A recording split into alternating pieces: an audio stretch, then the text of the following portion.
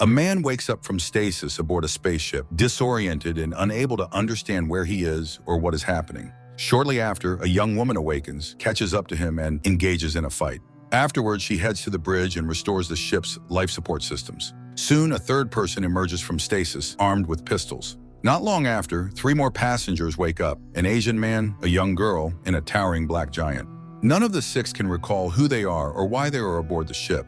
The second person explains that the ship was in a critical state, but that she managed to initiate its self-repair systems, acting almost on autopilot. Since no one remembers their names, they decide to refer to themselves by numbers based on the order in which they awoke. They begin speculating about their identities. Eventually, they discover a cache of weapons. The second, who naturally assumes a leadership role, pairs the group up and assigns them to explore the ship. She herself teams up with the 5th to head back to the command bridge and attempt to repair the ship's controls. Meanwhile, the 3rd and 6th find a small shuttle labeled Marauder, while the 1st and 4th enter a training room where the Asian man demonstrates remarkable swordsmanship. Later, the 3rd discovers a woman in a capsule. She attacks the men, effortlessly overpowering them. As she throws them aside with ease, the 4th severs her arm, revealing her to be an android. The 2nd manages to disable the robot. They later repair and reboot the android, realizing it might be their key to accessing the ship's onboard systems. Once the android is operational, it connects with the ship's AI and reveals that there are no crew records in the system, something only possible if the data was intentionally erased. As the group sorts through their quarters, the android focuses on fully restoring the ship. Meanwhile, the 5th unexpectedly demonstrates medical knowledge and a knack for working with gadgets. The android identifies the cause of the ship's damage, a meteorite, and begins repairs, starting with the weapon systems. It then reports that another ship has entered the area and has launched missiles at them. The crew narrowly escapes through hyperspace. As they recover, the group speculates about who might have attacked them and why. The android manages to recover fragments of data, revealing the mission's objective: a small independent mining colony. The 5th, still more injured than the rest, recalls seeing a vision of a large metal door. At the same time, the 3rd tries to blast through such a door with a weapon, but is knocked unconscious by the ricochet. Meanwhile, the 1st discovers a medallion hidden under his pillow. The 2nd orders the men to investigate the planet and determine the situation. The android takes control of the Marauder to pilot the team. Their encounter with the planet's inhabitants is tense. The 1st proposes peaceful negotiations, and the group presents themselves as simple astronauts who were attacked. The miners offer them food and advise them to leave. They explain that their planet was independent until the corporation Ferris Corp discovered mineral deposits in the asteroid belt. The miners refused to abandon their home, so Ferris Corp dispatched enforcers, referred to as Raza, rumored to be part reptilian, to handle them. The miners sent their own ship to acquire weapons, prepared to fight to the end. During this conversation, the 1st notices a girl wearing an identical medallion to the one he found in his quarters. She explains that it is the symbol of people who come to help. Back on the shuttle, the 1st announces that they were the ones sent to aid the miners. At this time, the 5th is repairing a console, explaining that she does it almost automatically. The girl confesses that earlier she had a vision in which she found her younger brother lost on a beach and guided him back to the palace where they had lived before their father's death. In the vision, she gouged out the eyes of his murderers and left them as a gift for her stepmother. The strangest part, however, was that these were not her memories. Later, the crew engages in a heated debate. The 2nd decides they will give half of the weapons to the miners and keep the other half to sell for profit. Sometime after, the android retrieves data from the ship's corrupted files, revealing that all of them, except for the 5th, are killers, pirates, and thieves. Their ship is called Raza, and their mission was not to aid the miners, but to kill them. This revelation stuns everyone, as none of the crew wants to believe they are murderers. They refuse to use their real names and continue to address one another by their assigned numbers. The 5th expresses hope that they have been reformatted somehow. She also tries to understand how she ended up on the ship if she is not part of the crew. Meanwhile, the 6th discovers he can pilot the shuttle, while the 1st approaches the commander and suggests defending the miners. The 2nd, however, refuses to take responsibility. Later, she urges the 1st not to take unnecessary risks and to return to the ship once they deliver the weapons. On the planet, the miners are grateful for the unexpected help and invite their guests to join them for dinner. The men happily accept. Meanwhile, the 5th insists that their memory loss is not a malfunction, but a result of deliberate tampering. The android then reports that a corporate ship has exited hyperspace and launched a shuttle toward the planet. However, the android cannot reach the Marauder because the crew is partying with the miners. The first remains uneasy, convinced that the miners will soon die in the inevitable clash and that the crew must defend them. Just then, they receive news of the corporate shuttle's arrival. The second contacts the destroyer. The commander expresses his displeasure at Raza failing its mission and informs her that others have taken over the matter. He states that he is on his way to their position. Meanwhile, the miners greet the arriving soldiers with gunfire.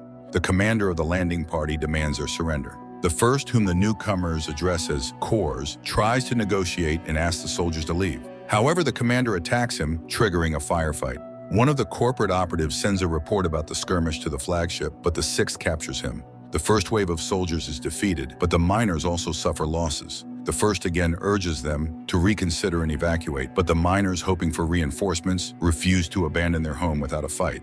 At the same time, the destroyer's commander arrives on Raza and offers the second a significant sum of money to abandon those on the planet. Later, the crew aboard the Marauder discovers that Raza has gone missing. This makes the miners battle their fight as well. The fourth interrogates the captive soldier and forces a confession. The soldiers were ordered to blow up the reactor of the main mine and blame the miners for the disaster. The Razans survey the complex and realize that it is an indefensible position. The sixth suggests taking the Marauder to the destroyer and destroying it. Losing a ship of that magnitude would deal a severe blow to the corporation, forcing them to retreat. However, whoever undertakes the mission is unlikely to survive. After much debate, the crew reluctantly approves the plan, bidding farewell to the sixth. As he heads to the shuttle, a group of miners who have turned traitor, frightened by the unfolding events, frees the captive operative, believing his promises. At this moment, the first receives reports of 2 additional shuttles landing, signaling that the sixth did not have time to execute his plan. The soldiers arrive at the reactor facility and a fierce battle ensues. The crew of the Raza fights valiantly and with great skill, taking down the corporate mercenaries. However, they are unable to prevent the death of the miners' leader. Just as things seem bleak, the captors bring the restrained sixth forward, demanding that the crew lay down their weapons. At the same time, the Raza appears above the planet, accompanied by 2 cruisers from Ferris Corp's fiercest rival, Mikke Combine, who declare their protection of the miners. The second orders the destroyer to retreat, as they are now outnumbered. When 3 of the Raza crew prepare to storm the facility to rescue the sixth, they find that the enemy is no longer there. Later, the commanders of the 2 corporations meet, and Mikke announces that they have reached a 99-year lease agreement with the miners to protect their planet. On board the Raza, the second explains how she managed to pit the corporations against each other, turning the situation to the miners' advantage. She informs the crew that their next destination is the nearest space station. During the journey, the fifth confides that she has dreams, which she believes are fragments of the other crew members' memories. Meanwhile, the third contemplates what might be hidden behind the locked door. The next day, while exploring the ship, the fifth stumbles upon the body of a murdered teenager in the ventilation system. The android determines that the boy was shot a long time ago, most likely by someone on the crew. The second orders the body to be buried in space and forgotten. However, she secretly gives the android a private task. The fifth expresses sorrow for the dead boy and admits that she had felt compelled to search the ventilation system as if she knew something familiar was there but had forgotten it. She also confides to the sixth that fragments of memories remain in her mind. The sixth takes her to the rest of the crew, where she recounts a dream of someone tampering with the stasis pods right before they entered them. Meanwhile, the android discovers traces of a program that erased their memories. It becomes evident that all of the crew's memories are stored in the fifth's mind, but she cannot separate them or identify whose memories belong to whom. At this moment, the ship exits hyperspace due to a malfunction. The android detects a failure that threatens the life support systems. The damaged coupling is located outside the ship, meaning someone must perform a spacewalk to fix it. However, this could be a trap, as the coupling's integrity cannot be verified from inside. The first asks the android to conduct a lie detector-style examination of the crew to identify any potential saboteurs. The crew gathers in the mess hall, where the android begins the interrogation. After hearing their answers, the android concludes that everyone is telling the truth. Suddenly, the android detects intense gamma radiation bombarding the ship, which will penetrate their shields in 3 hours, killing everyone on board. To escape the dangerous sector, the coupling must be repaired in the area with the strongest radiation. The android volunteers to perform the repair, despite being vulnerable to damage, and exits the ship. The android successfully repairs the coupling, but is struck by powerful electrical discharges on the way back and shuts down. The first and sixth decide to mount a rescue mission, prompting objections from the third and fourth, who argue against wasting time and block the doors, preparing the ship for a jump to safety. In response, the fifth hacks the electronic lock, allowing the team to reach the bridge. However, the third confronts them with a weapon. At that moment, the fifth reveals that she had been in the third's quarters and deactivated his guns. Realizing this, the third lowers his weapons. The first and sixth rescue the android, and the ship successfully jumps out of the radiation zone. However, the sixth collapses and stops breathing. The fifth desperately tries to reactivate the android to save him, but her efforts seem futile. Just as all hope appears lost, the android powers back on and saves the sixth's life. After this, the android conducts another inquiry to try to identify who erased their memories. She concludes that due to either ignorance or error, the culprit also damaged their own memory, making it nearly impossible to find them. Later, the second admits that the malfunctioning part was defective, meaning there was no sabotage after all. Meanwhile, at a space station bar, a man inquires about the Raza and introduces himself as James Corso. At the same time, the ship approaches the station to resupply. After calculating their finances, the crew realizes they are nearly broke and will have to sell whatever valuable items they can find on board, most importantly, the weapons. The second assigns tasks. The first and third are to find a buyer for the weapons, while the sixth and fifth will sell miscellaneous items. The second herself plans to look for other ways to earn money. The android submits false documents for docking clearance, and the crew nervously waits to see if they will be identified and denied entry. Fortunately, they are granted clearance and dock safely. During this time, the fourth finds a valuable ring in his possession, but cannot remember where it came from. The crew disembarks. The second sends the sixth to a hospital to treat his burns, while she and the fifth explore the station. Meanwhile, the first and third ask a local bartender to help them find a buyer for their weapons. The bartender promises to arrange it. At the hospital, the sixth takes a number for his turn, but the line moves excruciatingly slowly. The fifth notices a street hustler running a shell game and inviting a young man to try his luck. The fifth assists him, correctly guessing the location of the ball 3 times. She exposes the scam and earns money from the grateful man she helped. The second is impressed by the girl's skill and takes her to a casino. Meanwhile, the bartender invites the first and third to a private room where the buyer is supposedly waiting. As they enter, a smoke grenade is thrown in, knocking them unconscious. When they wake, they find themselves tightly bound to chairs. Meanwhile, the second and fifth start playing roulette. The fourth visits a pawn shop. The jeweler initially laughs at him, calling the Ishido ring an obvious fake. However, upon closer inspection, the man becomes frightened and refuses to deal with it. Back at the casino, the second decides to join the game herself. In the private room, the first and third are confronted by an exact double of the first, who introduces himself as the real Jace Corso. Initially, Corso thought he had been cloned, but upon closer inspection, he suspects the first underwent plastic surgery to impersonate him. He demands to know why. The first explains what happened on the ship, but Corso does not believe him. At the same time, the second and fifth win a significant sum at the casino. However, the casino management accuses them of cheating and invites them for a talk.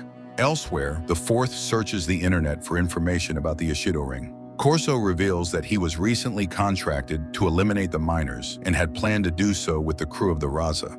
However, on the day of the mission, he was detained by Galactic Police and missed the departure. To his surprise, he later learned that the mission had proceeded without him, and he tracked the crew here. To force more convincing answers, Corso uses a taser on the captives. The third proposes that Corso take the weapons and let them go.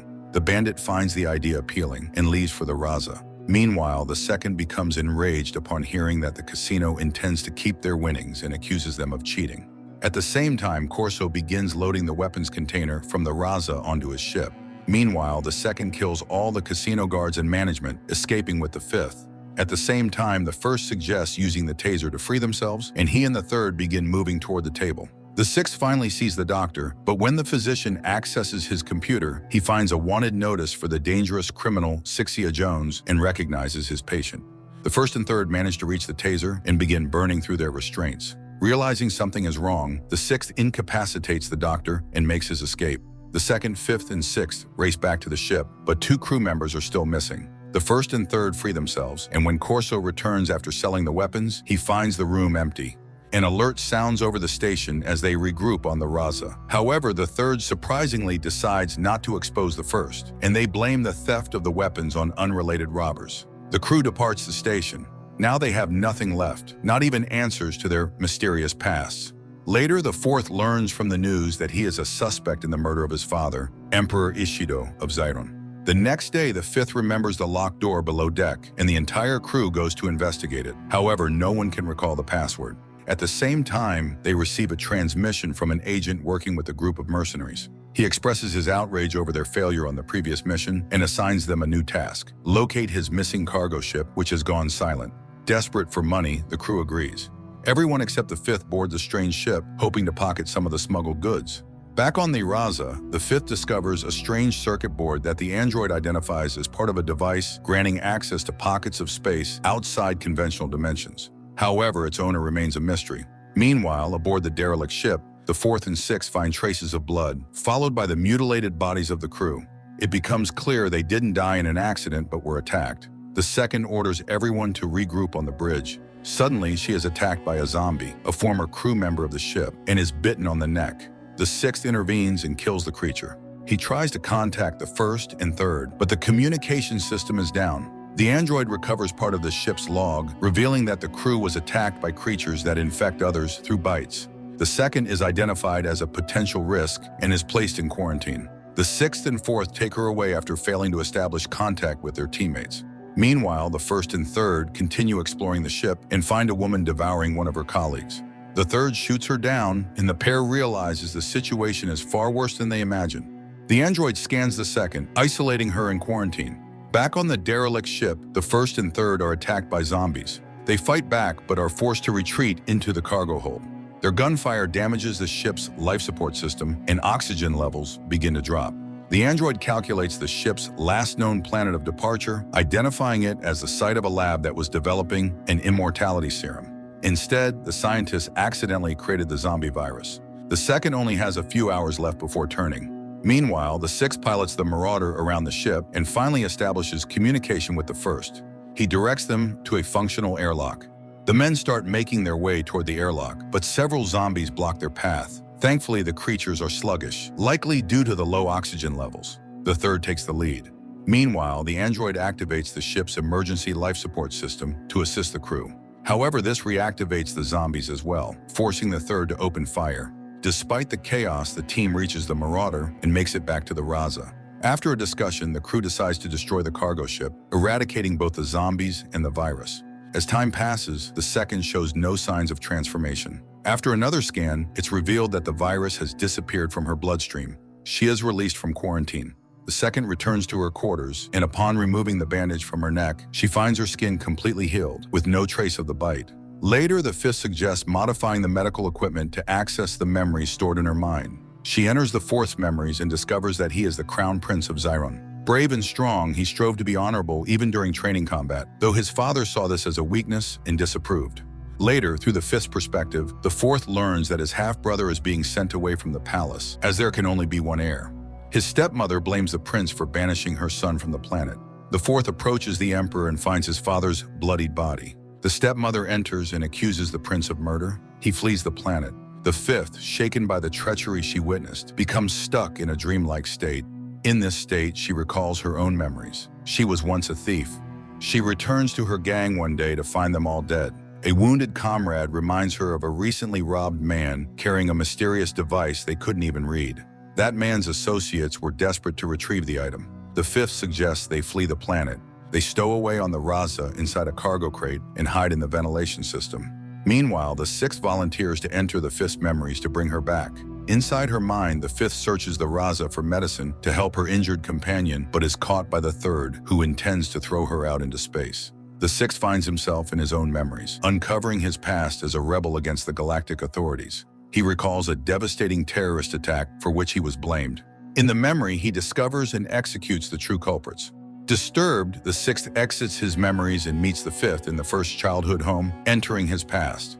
The fifth is enchanted by the warmth of the family and doesn't want to leave. The sixth reminds her that the first ultimately ended up on the Raza, meaning something tragic must have occurred in this seemingly perfect world. The fifth and sixth return to reality. The fifth tells the truth to the fourth, who had believed he killed his father and suffered deeply because of it. The sixth begins searching for the rebel commander, known as the General, who ordered the terrorist attack. Meanwhile, the fifth remembers a code word she heard in the memories, allowing the crew to access the locked vault aboard the ship. Inside, they find valuable items and a stasis pod containing a sleeping woman. Scanning the woman, they learn she is gravely ill and near death. The second insists she must be interrogated. Meanwhile, the others open storage crates and discover an entertainment android named Wendy. The sleeping woman wakes up and introduces herself as Sarah. She immediately embraces the third, calling him Marcus. The crew explains the memory loss, and Sarah admits she only remembers Marcus putting her in the stasis pod on their home planet. At the same time, Wendy prepares an exquisite meal for the crew. Sarah shares her story, recounting how she found a wounded Marcus on her planet, where the locals had risen up against the corporation.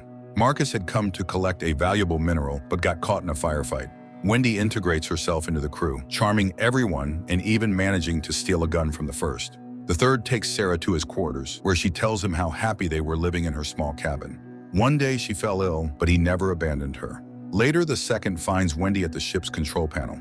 Wendy explains she is studying the ship's systems to be more helpful.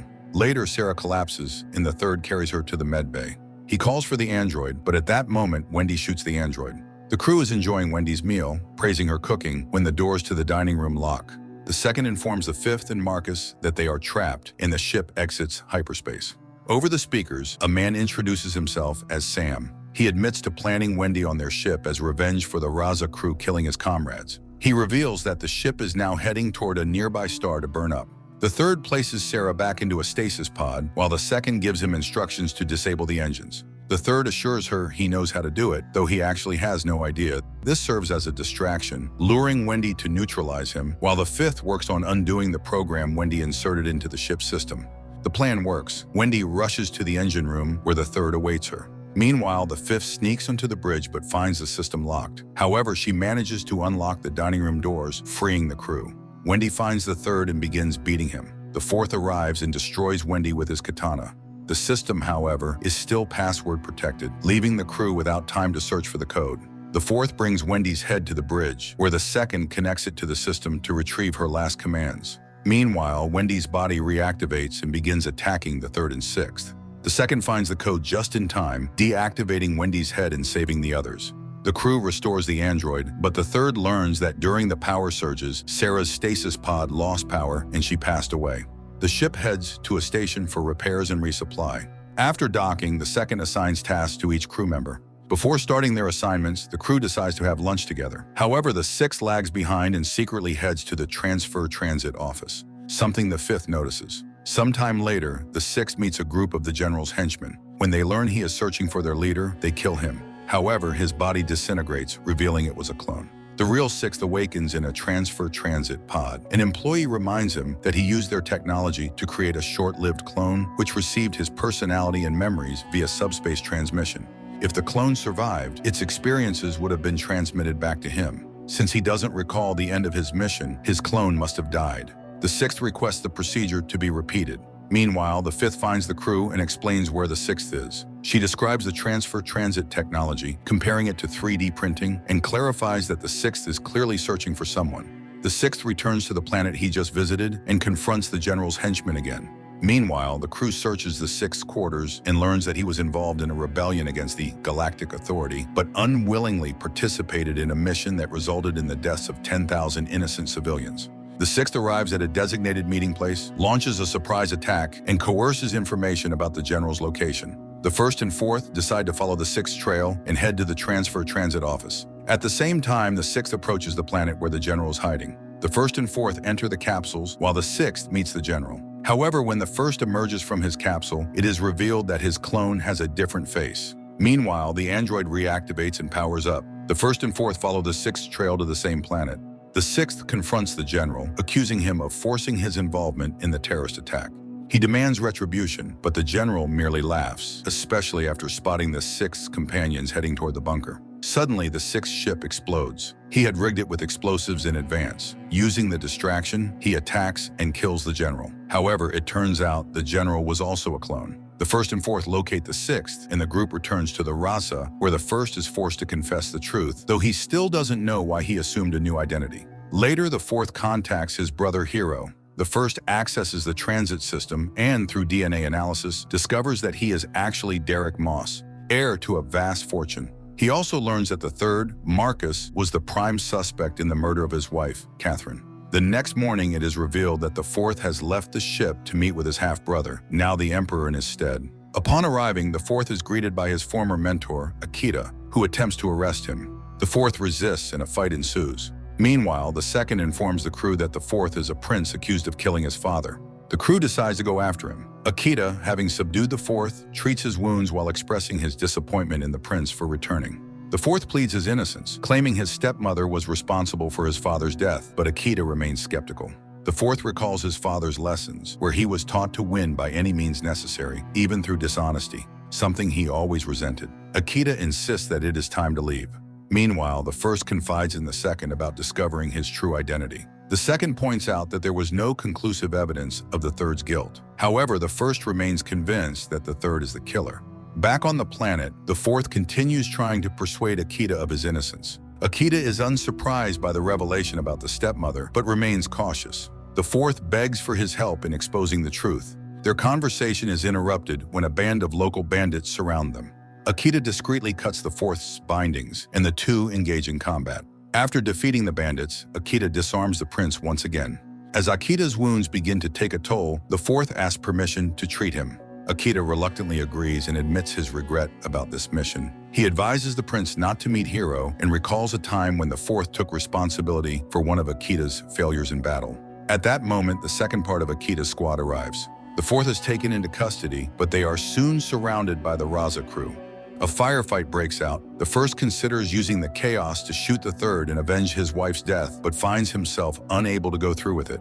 Instead, he saves the third's life by shooting one of the bandits. Left alone, Akita hands his sword to the prince. The fourth coldly kills his mentor, sending a message to his brother. Later, the fourth thanks the second for her help. She reminds him that they are a team. The fourth promises not to forget his current family once he resolves matters with his old one. Meanwhile, at the palace, the fourth's brother accuses their mother of preventing him from meeting the prince and learning the truth about their father's death. She reminds him that she made him emperor.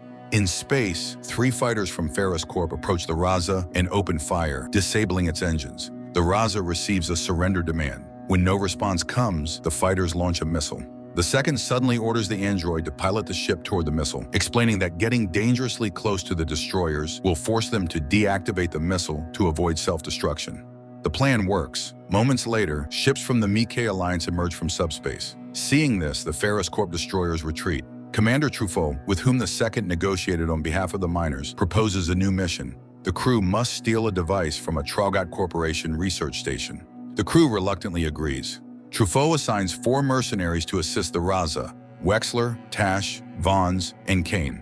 The team splits into 2 groups. One group will head to the control system to cut the station's power, while the other will infiltrate the laboratory using a duplicate key belonging to one of the scientists.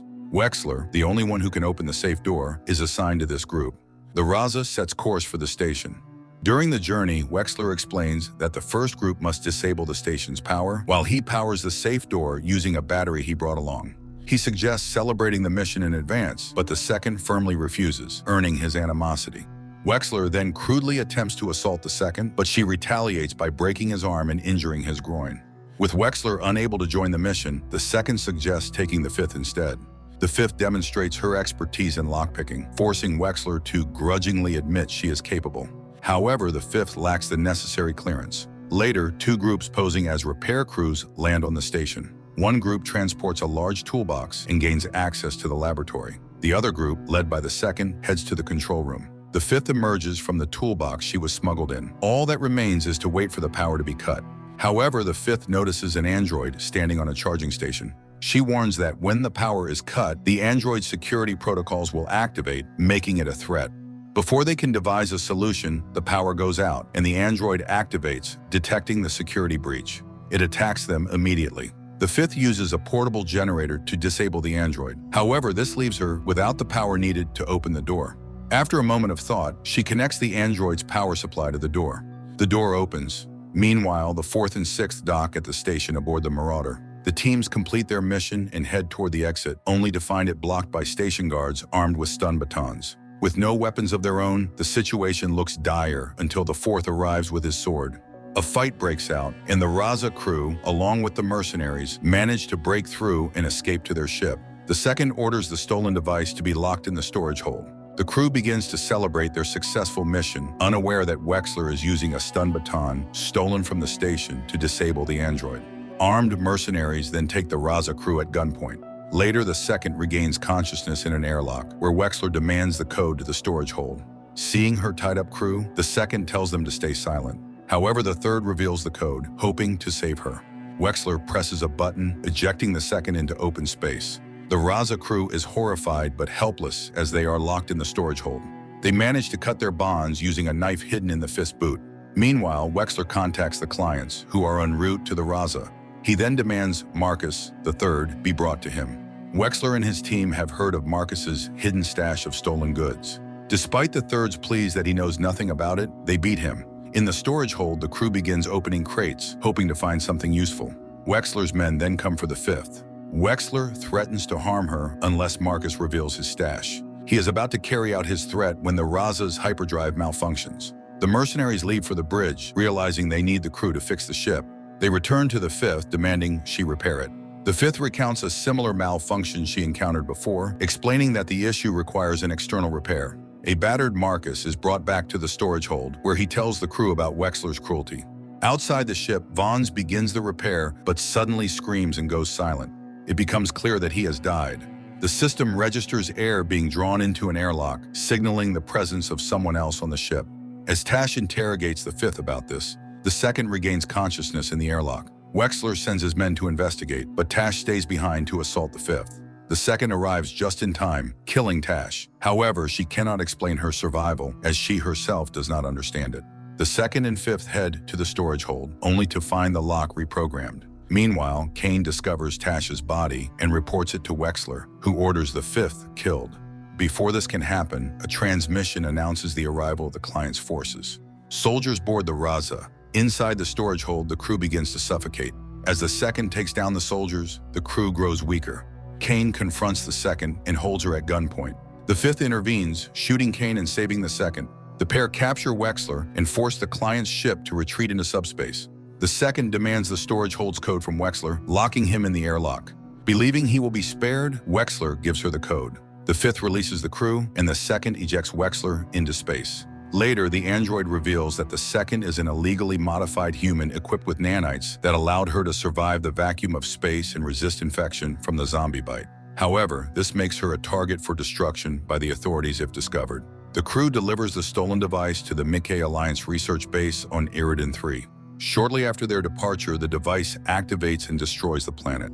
That night, the fifth recalls attaching a recording device to the underside of the table in the mess hall when she first boarded the Raza. At this point, the android confirms that the device that destroyed Iridan 3 was a white hole. Such devices are prohibited by the government, but it appears that Traugot Corporation allowed it to be stolen to test it on one of their competitors. While the target was an uninhabited planet, the research facility housed around 15,000 people. The crew listens uneasily to the news of the incident, but feels relieved that their names aren't mentioned in the report. Soon after, they receive a call from an agent assigning them a seemingly simple mission: rescue a scientist kidnapped by a rival mining company. Meanwhile, the fifth retrieves the recording device she had hidden under the table. The second struggles with the revelation about herself. Although her organs and blood are biologically real, they were artificially created. This makes her a long-lived clone, leaving her uncertain of who created her or why. The fifth attempts to play the recorded file, but it is corrupted. Later that day, the Raza reaches the designated planet and the team descends to the surface. However, as soon as they infiltrate the complex, they are captured by armed guards. Their commander greets the second, calling her Rebecca, and disables her. He explains that he doesn't intend to harm the crew, but merely wants his creation returned. The fourth and sixth, who stayed aboard the Marauder, receive a distress signal reporting the crew's capture. The captured crew is taken to a dining hall where Alex Rook, the CEO of Dwarf Star Technologies, thanks them for preserving the second, whom he calls his greatest success. She has been deactivated by a dampening field, making her unable to assist. Alex advises the crew to forget about Rebecca. The crew is forced to leave the research facility without the second.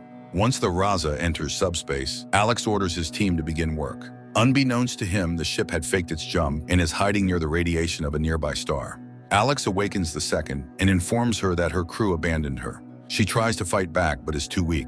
Alex explains that she is a perfect creation. Her nanites maintain her health but do not prevent aging, ensuring she doesn't raise suspicion. He promises to explain her purpose later. Meanwhile, the crew sends the android to infiltrate the facility and disable the dampening field before they retrieve the second. Guards spot the marauder, but assume it was only testing their defenses, unaware that the android was deployed mid-flight. The second learns that during her escape from the facility, she killed many scientists, earning their hatred. The android breaks into the facility, finds the generator for the dampening field, and, just as the second is about to be dissected, disables the field with her last bit of strength, despite it affecting her as well. Regaining her strength, the second kills her captors and escapes, eliminating guards along the way. Alex manages to flee. The second meets up with the android, and together they destroy the facility. The fifth enthusiastically welcomes the returning crew. The second thanks the crew for rescuing her. Later, the fifth manages to repair the recording and hears the second and fourth discussing plans to kill someone before the ship reaches the mining colony. Elsewhere, Alex speaks with a mysterious, ill figure who is furious about the second's escape and orders the Raza crew eliminated, claiming they know too much. Back on the Raza, someone disables the android. The fifth discovers the deactivated android and calls for help. The second finds a soldier's insignia in the android's hand, identifying it as belonging to someone connected to the white hole device. This indicates that not all enemies were killed, and someone is hiding aboard the Raza. The crew conducts a thorough search, but finds no one. The fifth even searches the ventilation system, but comes up empty-handed. The second gathers the crew in the storage hold, where they discover that the stun baton is missing. Only the crew has access to the storage codes, meaning one of them deactivated the android. The second suggests heading to a nearby station to purchase a new chip for the android, but it will take 2 days to get there. Distrust begins to grow among the crew, with everyone suspecting each other. The first confides the truth about himself to the fourth and demands they lock up the third, accusing him of being a murderer. Meanwhile, the fifth admits she suspects the second, as no one knows what Alex might have done to her mind while she was in his custody. Arguments erupt among the crew. Suddenly, the fourth collapses, seemingly without sustaining any injuries. The third accuses the first of poisoning him. To end the disputes, the crew decides to search everyone's quarters. Finding nothing incriminating, they all return to their rooms. The fifth, however, asks the sixth to stay in her room and shows him the recording she found. After listening to it, he realizes that the fifth had written the memory wiping code to save someone on the crew from death. Suddenly, the sixth hears noises in the corridor and goes to investigate. When he doesn't return, the fifth follows and finds him unconscious. He exhibits the same symptoms as the fourth, but has a visible injection mark. As they move him to the med bay, the ship's engines shut down. The third becomes convinced that the first is behind everything, especially since he is now missing. The third and the second find the first in the corridor. Armed and defensive, he refuses to surrender. The second disables him, and they lock him in his quarters. However, the first manages to contact the fifth, insisting he is innocent. She too is locked on the bridge, but decides to escape through the ventilation system after believing the first. When the second and third reach the engine room, the fifth does not respond to their calls. They rush to the bridge and discover that a galactic authority ship is approaching the Raza. The third heads to the first's quarters, but encounters him in the corridor. The first again tries to convince the third of his innocence, but the third doesn't believe him. Armed, the second arrives and points her weapon at the first. The fifth suddenly appears and accuses the second of being the real saboteur, suspecting that the scientist tampered with her mind. At that moment, the Galactic Authority ship docks with the Raza. Their troops storm the vessel, releasing gas that incapacitates the entire crew. Someone takes the second down with a stun baton. Later, soldiers carry off the unconscious crew, except for the sixth, who walks under his own power.